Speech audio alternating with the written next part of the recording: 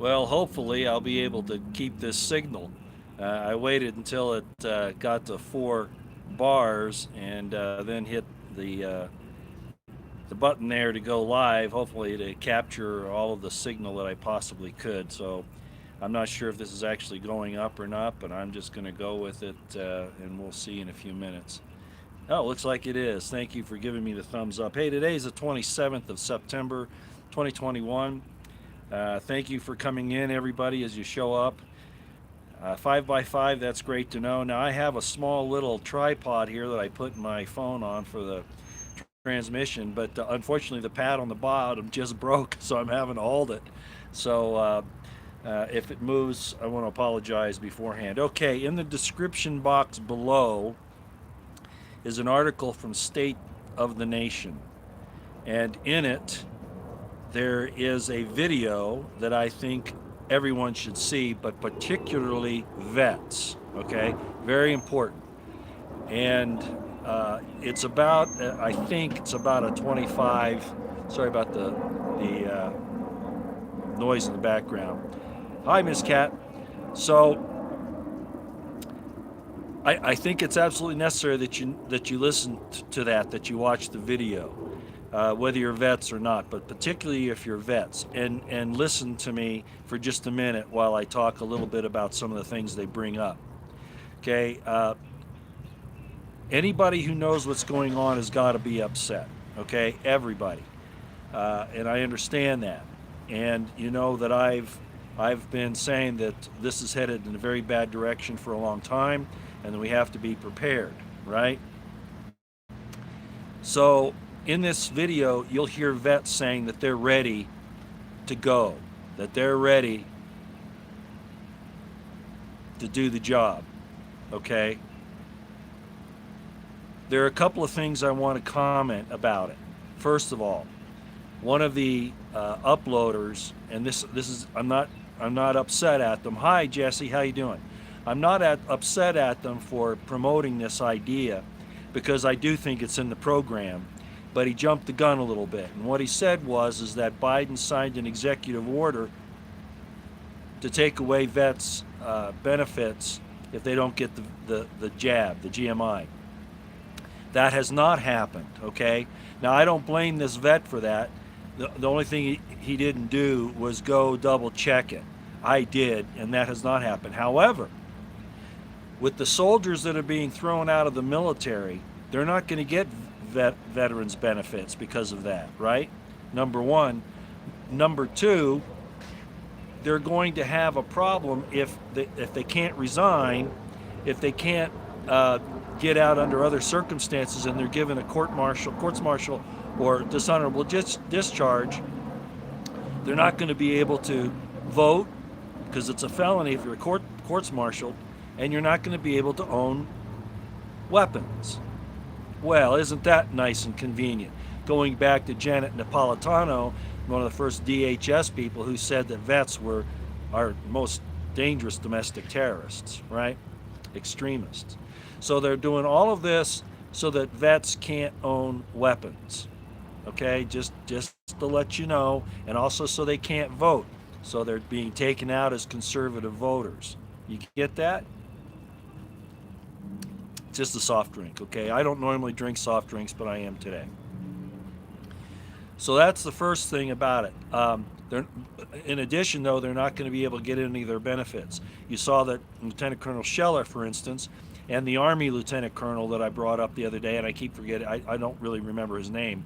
But the point is, they've given up all their benefits. They don't have their retirement, right? They won't have their medical coverage, et cetera, et cetera. And they certainly won't have any veteran. Well, the Army Lieutenant Colonel may hold on to his vet benefits, but I don't know. But certainly in the long run, since they're requiring Biden's requiring military to get vaccinated. Ooh, I shouldn't have used that word. And of course, all the people in the government, including people that work in the VA, it would not surprise me if in the very near future he will try to push exactly what that story was about, that the VA benefits will be denied to those who don't get the GMI. I'm certain that that's in the works somewhere down the line, but it hasn't happened yet. Okay? The other thing that I wanted to caution everybody about is I understand where these vets are coming from. I understand their frustrations. I understand how much they've given up, the friends they've lost, both in combat and because of the stands that they've taken. They've been deserted by loved ones, family, friends, etc., etc. I understand all that. I understand how upset they are, the way that Americans are put last on the list of people who are taken care of by our government, that they take care of everybody else, and I'm not going to get into the details on that. The fact that healthcare workers are having to leave their jobs rather than take the GMI, and that they're replacing them with people that are not qualified. All of this is to take down our country. Okay, there's no doubt about it. Just so you know, I have skin in the game. My daughter that I brought up, this has happened to several family members now, but this is the most important one. I have a daughter who's a nurse, and she was told that if she didn't get it, she would be fired, right? Well, then they played this little game about medical leave and all that to try to avoid a lawsuit or whatever it is they're trying to do. She has a medical condition. I'm not going to mention what it is, but she went to her doctor, to ask for a medical exemption. And if you look on the inserts of these GMIs, it lists some of the things that are a problem, right? Well, she has one of those. And she went to her doctor to get an exemption, a medical exemption. Well, does anybody know what happened? Do you want to guess what happened? I'll tell you. The doctor denied her request for a medical exemption. Yes, she did. The medical establishment is bought off to the point by these pharmaceutical companies, etc., that very few, sorry about that. I don't know why this is. Every time I do one of these things, they got to start playing with their sirens. It's amazing. It's almost like they hear me and they want to have the background. I swear it happens all the time. So the point is, and I've been working with her to try to get through this, and she has a couple of other options that she can do now, but that's what's happening, and she'll probably end up losing the job that she's got right now because of that. And the doctor knows she has this serious medical condition, and knows that the GMI can affect her and won't give it to her. Why? Because so many doctors are told don't rock the boat, right? Yeah, she needs a different doctor. That's one of the things she's looking for right now. But she's in a place where that might be a little difficult. Frontline doctors, I'm aware of that. So I have skin in the game. And not just there, but because of all the other things, right, that are going on. So I understand all the frustration that the vets and the decent American people have with the corruption and the tyranny coming out of this government. Okay, I understand that. But you vets, you got to be careful here. When you watch this video, you'll be seeing people encouraging you to join different outfits. I'll just put it that way. I'm not telling you not to. I'm telling you that that's dangerous. Because even though they're talking about how bad the FBI has infiltrated things, some of these folks have said it. And I'm no dispersion on the people on the video that are giving this information and asking for people to join with them. I understand that, okay? What I'm telling you is that you've got to be very, very, very careful. All right? If you're going to do that, be very, very, very careful.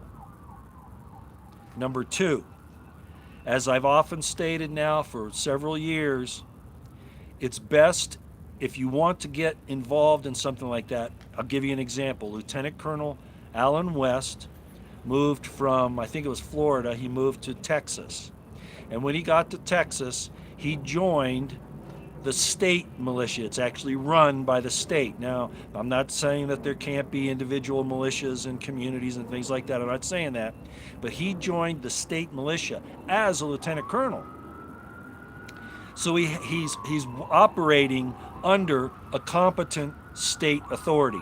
Now, I know a lot of the states are a problem, even Texas has a problem, but the point is, it's not going to be, I mean, it's still going to be considered an enemy by the federal government. Absolutely.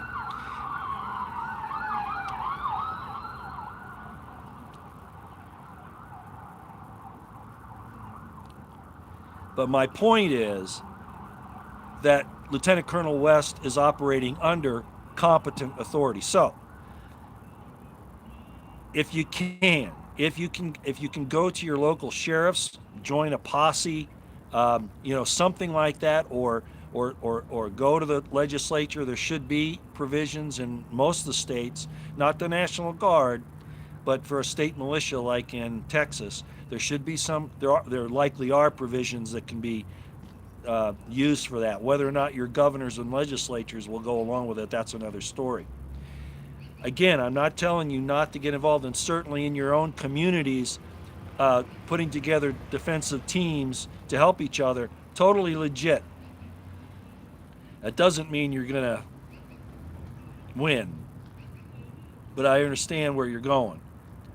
But when you get solicited to join a group, you've got to be very, very careful. And I think most of you understand that.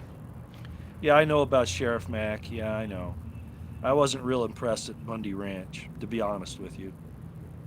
Nor Stuart Rhodes, for that matter, who now, of course, is being implicated as something other than what he may appear during these January 6th things. Again, I'm not putting any dispersions on those guys, but some of the things they said and did have always troubled me, okay? I'll just say it that way. So I just wanted to give that information out to you that I understand your frustrations, and we really do need to start gathering together with the ability to defend ourselves, absolutely 100%. And sometimes, I got to be careful how I say this, but sometimes the best defense is when you present a forceful front, right? Reading between the lines. Okay. So just be careful. If the link's not working correctly, well, that doesn't surprise me. That's been happening a lot lately on anything like this. I'll double check it when I'm done here. Go to State of the Nation, and that's the name of the website. Go to State of the Nation, and type in "Vets are prepared for war," because that's the name of the article. Okay, if it won't work, I've sent out a lot of links lately to friends and people that don't work. Okay, so they're messing with it. Okay, so you might just have to go to State of the Nation. Okay, you can get enough from the link there that you can go to it and then find it. Okay, the name and everything else. Understand? The links are in the description box, bellicose hyperbole.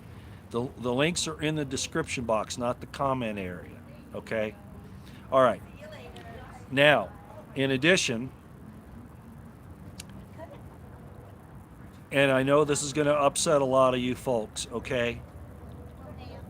They're running the same appeasement on us that they did before. We're being given false hope that Trump is going to get us out of this. It's another delaying tactic, saying Trump's going to make it in 2024, we're going to change things in 2022, and he'll be elected in 2024, and we'll be able to turn all this around. So put on the brakes a little bit. Ladies and gentlemen, all they're doing is making you wait so that they can finish with their preparations. That's all they're doing. That's all Trump is doing. He is not to be trusted at all. If he was legitimate and trustworthy, he would say sorry about his red flag laws, which, by the way, they just passed so that vets who get like I just said, get discharged can't buy weapons. I mean, how bad is that? And that they can use red flags on regular soldiers and military if there's any question of their loyalties. Uh-oh. That's basically what it's about. All right? So Trump could have, he should have said, I'm sorry about the red flag laws, right? He should have done that. And he should have said, this whole thing with the GMI is toxic. Don't do it. I'm making a public statement. This is what he should say. I'm making a public statement. Nobody should be doing this. I'm sorry, I goofed. He's not doing that, ladies and gentlemen. He's not going to repent. He's not your savior. All he's doing is running a delaying operation so they can finish up what Biden and the New World Order is doing to us. I hope you understand that. I've got a lot of conservative Republican friends. Well, they're not friends. Contacts, like on Twitter and stuff. And they're still pushing this Trumpist thing like it's going to be the end-all, fix-all, and it's not. And, of course, Alex Jones, what's he doing? He's not saying anything about Trump not saying anything in his last speech about the bad situation with the GMIs. That would have been the place to do it, and Alex should have called him out, and he didn't. Why? I'm not going to try to read Alex's mind or anybody else's that's doing this, but giving them the benefit of the doubt, let's just say, I thought that was my niece there for a minute. I'll say this, okay? At the very least, they're giving you hopium, okay? Either ignorantly or by design. People that are still pushing Trump are either giving you hopium or they're deliberately trying to negate your ability to act. One of the two. Okay? Yeah, Jesse, exactly. I think you and I talked about that on the phone the other night. Newsom was getting recalled. That was hopium. And then the Canada's PM was going to lose the vote. That got turned around, and now this Phoenix audit thing is another one. Okay, all of these are called holding actions to keep. In other words, if you have an enemy force moving towards you, you put a force in front of them to stop them, so that they can't get to their objective. That's all Trump's doing. That's all the establishment's doing. Trump is nothing more than a diversion, than a barrier to you acting in a way that can actually do you a benefit. Putting it easily. Okay, that's all I've got for you. I'd love to stay on, but we've got some difficulties with the transmission area here, as you've heard. And people are looking at me right now like, who the hell are you? Why are you talking like that? This is a very Trumpist place here. So that's the way it is. And again, it's not because I like Biden. I can't stand him. Biden's a demon. But I also know what Trump is. And he's just like Biden. He's just playing his different little game. Same team, different game. See y'all later.